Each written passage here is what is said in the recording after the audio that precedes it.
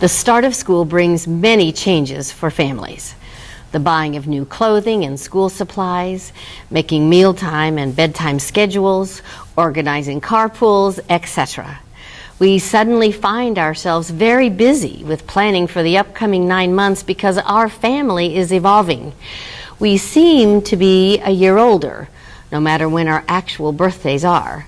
School moves us all up another notch, and some are big notches. Entering school for the first time, changing schools, or going off to college. Every parent's goal is to ease these transitions and help our children to have the most successful school year possible. This task is not for the faint of heart, nor is it for those who wait until the last minute. This important objective takes much planning and effort, but the rewards will be most substantial for our children and for us if we begin working weeks before school actually starts. So here's a dozen concrete and abstract supports to these new lifestyle changes. Beginning with the concrete. Number 1, address safety. Make sure your child knows his or her own address and cell phone numbers of parents. This was a common parental teaching 50 years ago, but not so much today. With most homes not having landlines, children are at a disadvantage of memorizing a cell phone number that can often change. But it must be done.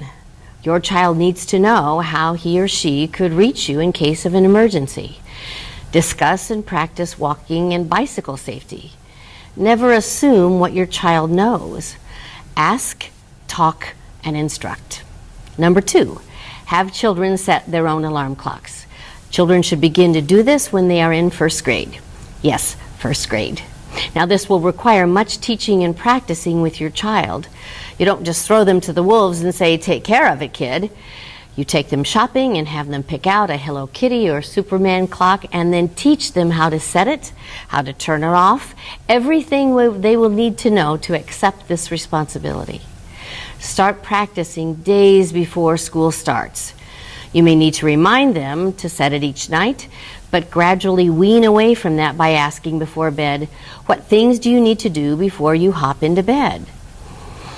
I cannot count the number of parents of teens in my parenting classes who were still getting their adolescents up in the mornings for school and having a miserable time doing that. Only with power do you learn responsibility. Children and teens need that power to grow. Our kids want and need control over as many parts of their lives as they can handle. Your child can handle an alarm clock. Number 3, teach routines. Book bags should be packed the night before and put by the door ready to go in the morning. So what do we do after we get up? Hopefully, they have picked out their clothes for the day that night before. Our son used to lay his out on the floor, complete with socks and shoes. It looked like a complete human on the floor. Charts or cards with pictures can help them focus. Family rules will be necessary, like no TV until breakfast is over and teeth are brushed. Again, we talk and plan together. Number 4, plan what happens after school. Too often we neglect this as we are so concerned with getting to school on time.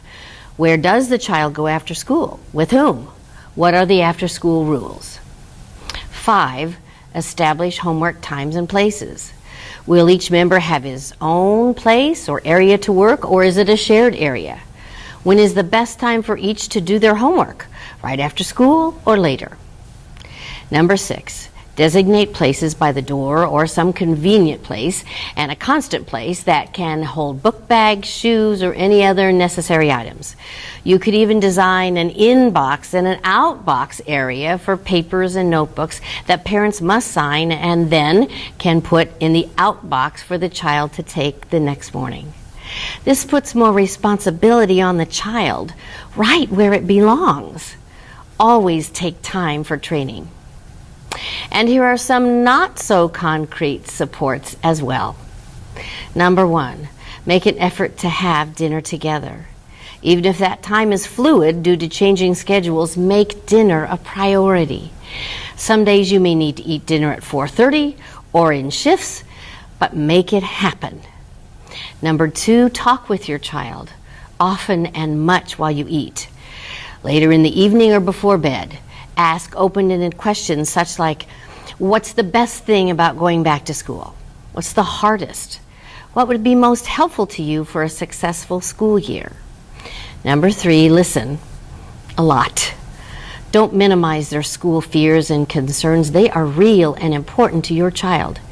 If you want your child to talk more, then make sure you talk less and listen more. Number 4, problem solve together. Talk about how to handle bullies and other meanies at school, or how to respond to peer pressures they may face. Let them know you are in their corner.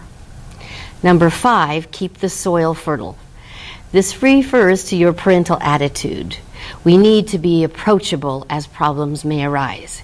Keep a chair near your home desk or workshop so that children can feel the safety of plopping down near you to talk or just to be. 6, keep routines. Even though they are changing and new schedules are emerging, keep things as consistent as possible. Rules, curfews, and homework times may be different, but the enforcement and follow-through are still critical. Your kids need to know they can count on you no matter how old they are. And one final note. Tell your children that you are making a new resolution for the coming school year.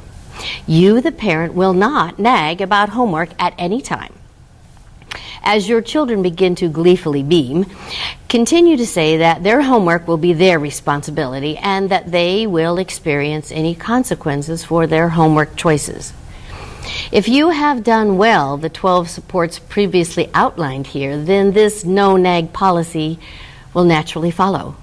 We have to let go. As parent educator Jay Nelson says, the more you make homework your job, the less your children make it theirs.